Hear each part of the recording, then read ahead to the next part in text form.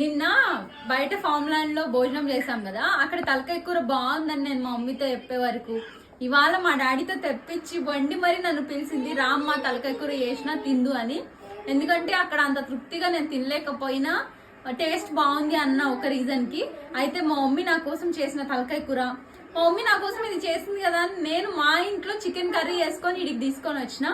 అమ్మ వాళ్ళు తింటారని చెప్పేసి చూపిస్తారండి. ఇదిగోండి అమ్మ చేసిన తలకాయ కూర, ఫుల్ స్పైసీగా చేసినట్టుంది, చూస్తేనే తెలుస్తుంది.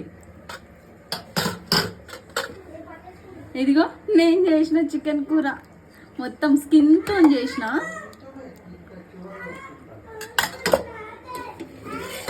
వేడిగా అన్నం, ఇక్కడ ఇంకొంచెం. పిల్లలు మేము వచ్చాము, సమ్మర్ హాలిడేస్ కదా, మీరేం లంచ్ చేశారు కామెంట్ చేయండి.